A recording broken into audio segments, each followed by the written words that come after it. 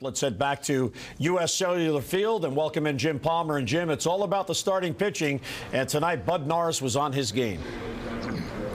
Well, he was, and our whole pregame, and I'm sure you talked about it, how good Chris Sale is.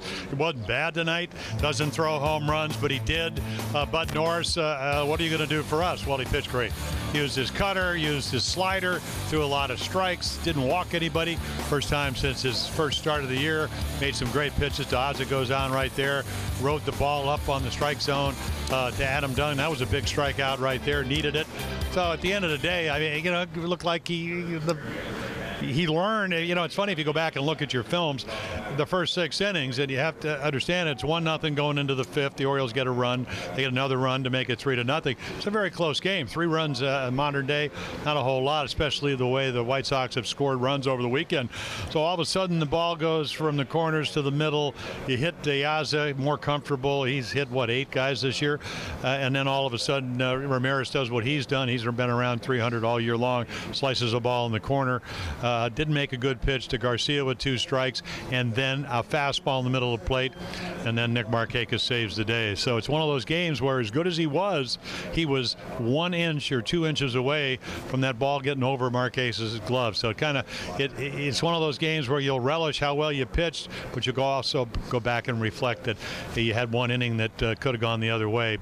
And then of course the Orioles added another 5 runs, and it's history. Jimmy, you talk about, and we all do, the transformation of this Oriole offense. I mean, it just seems like there's so much balance here right now. Everybody seems, they get their pitch, they hit home runs, they get big hits, especially late in the game, late scoring game. But Nick Markakis, like you say, he's the guy that starts the engine. When he makes good, solid contact, it just seems like everybody follows right behind him. Well, the home run, which is home run number 11, was on a breaking ball. That speeds up the bat. He's a line drive hitter, back up the middle to left field unless you speed up the bat. What did he do the first time? Worked the count to 3-1.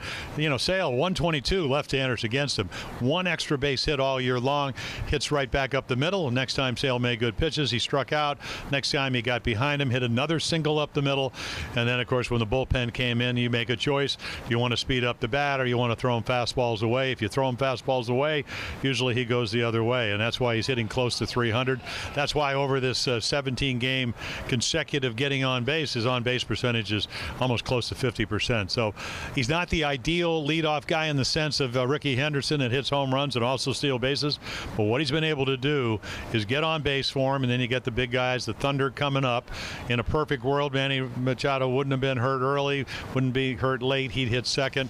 You got a pretty good lineup, and when you make a mistake, we saw what happens tonight. Hardy, looked like a fastball in the middle of the plate, home run. Hanging slider to Cruz, home run. And then Nick, they speed up the bat. He hits a home run. And then even Scope, who's been red hot, already 5 home runs here in the month of August, he gets the big double. So this offense, it didn't look too good after game 1 and 2 in Cleveland, but boy, they had a nice game yesterday, and it got even better here in Chicago.